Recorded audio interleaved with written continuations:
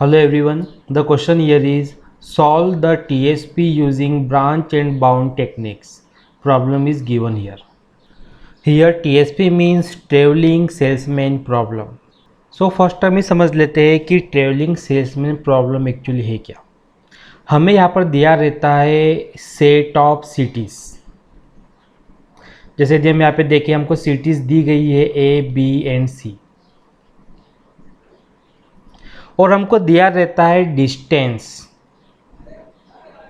अगर हम इस टेबल के अंदर देखें ओके तो हमको ए से सिटी बी का डिस्टेंस दिया है कितना 3, बी से सिटी सी का डिस्टेंस दिया है 4, ए से सिटी सी का डिस्टेंस दिया है 4। तो हम यहाँ पे कौन सी इंफॉर्मेशन दी है, सिटीज़ के नेम हमको दिए हैं और सिटीज़ के बीच का डिस्टेंस हमको दिया है। अब क्वेश्चन ये उठता है कि आखिर यहाँ पे प्रॉब्लम क्या है। हमको सिटी दी है, डिस्टेंस दिया है। यहाँ पर प्रॉब्लम है एक सेल्समैन को सारी सिटीज़ को विजिट करना है। ए को भी विजिट करना है, बी को भी विजिट करना है और सी को भी विजिट करना है। लेकिन कंडीशन क्या है, हर सिटी को एग्जैक्टली वंस सिर्फ एक ही बार विजिट करेगा और जहाँ से सेल्समैन ने स्टार्ट किया था वहीं पे वापस जाना है। फॉर एग्जांपल मान लीजिए कि ए से स्टार्ट किया, ए से सेल्समैन बी पे गया, बी से सेल्समैन सी पे गया, तो वापस एंडिंग कहाँ पे होंगी, स्टार्टिंग पॉइंट पे जहाँ से सेल्समैन ने स्टार्ट किया था। अब यहाँ पर हमको पता करना है शॉर्टेस्ट पाथ, या फिर हम सिंपल बोल सकते हैं शॉर्टेस्ट पॉसिबल रूट। सबसे छोटा रूट कौन सा है जिसमें सेल्समैन सारी सिटीज़ को विजिट करके वापस स्टार्टिंग पॉइंट पे आ जाए, ये हमारी प्रॉब्लम है।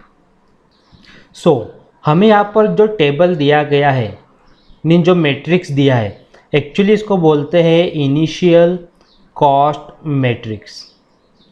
अब हमें इस मैट्रिक्स की हेल्प से शॉर्टेस्ट रूट को पता करना है, एक ऐसा रूट जिसमें सेल्समैन ए बी सी तीनों सिटीज़ को विजिट करेगा। ट्रेवलिंग सेल्समैन प्रॉब्लम के सॉल्यूशन में फर्स्ट स्टेप आती है रो रिडक्शन। यदि हम मैट्रिक्स में देखें हमको 3 रो दिखाई दे रही है। अब रो रिडक्शन में हमें करना क्या है कि हर रो के अंदर एटलीस्ट 1 0 होना चाहिए। तो उसके लिए हम क्या करेंगे, हर रो में से जो स्मॉलेस्ट नंबर है उसको पिक करेंगे और रिमेनिंग नंबर्स में से माइनस कर देंगे। हम फर्स्ट लेते हैं रो फर्स्ट को, तो यहाँ पे स्मॉलेस्ट नंबर हमें दिखाई दे रहा है 3, तो हम 3 को अदर एलिमेंट में से माइनस कर देते, तो हमें क्या मिलेगा इन्फिनिटी 0 एंड 1। तो फर्स्ट रो में एक 0 आ गया। अब हम सेकेंड रो को उठाते हैं, सेकेंड रो में स्मॉलेस्ट नंबर है 4, तो 4 को हम अदर नंबर्स में से माइनस कर देंगे, तो हमें यहाँ पर कितना मिलेगा 2 इन्फिनिटी एंड 0। अब थर्ड रो को यदि हम देखें तो थर्ड रो के अंदर स्मॉलेस्ट नंबर है 3, तो 3 को हम पिक करेंगे, अदर नंबर से माइनस कर देंगे, तो हमें यहाँ मिलेगा 0 2 एंड इन्फिनिटी। अब सेकेंड स्टेप आती है कॉलम रिडक्शन। रो रिडक्शन में हमने क्या किया था कि हर रो के अंदर एटलीस्ट 1 0 होना चाहिए। अब कॉलम रिडक्शन में हर कॉलम में एटलीस्ट 1 0 होना चाहिए।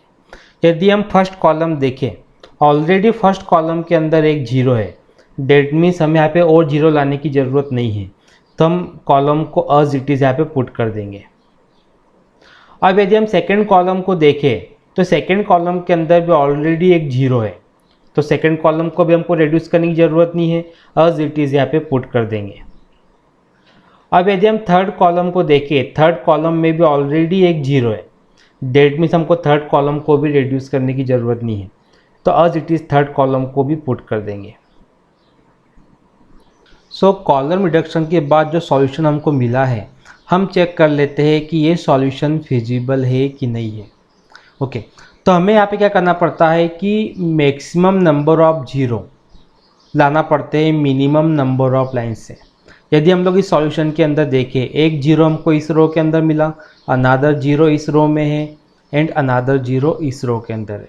अगर हम नंबर ऑफ लाइन्स को हम काउंट करें तो 1 2 3 लाइन्स हमको यहाँ पर मिल रही है और ये लाइन्स इक्वल होना चाहिए नंबर ऑफ रो के, नंबर ऑफ कॉलम के।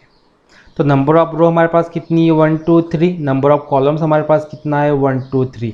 डेट मीन जो लाइंस हमको मिली है जीरो लाने के बाद वो number of rose in column के इक्वल है। डेट मीन सॉल्यूशन कैसा है, फिजिबल है। अब हम यहाँ पर असाइनमेंट देते हैं।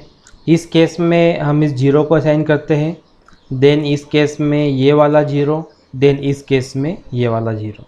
असाइनमेंट हमने दे दिया, अब हम चेक कर लेते हैं। सेल्समैन अभी कहाँ पे है, CTA पे, बिकॉज रो ए में हमको यहाँ पे जीरो दिखाई दे रहा है। तो सेल्समैन ए से कहाँ पे गया, जिस कॉलम में जीरो है, तो जीरो है CT B के कॉलम में। अब अगर सेल्समैन CT B में है, डेट मीन्स हमें क्या करना है, B रो पे जाना है।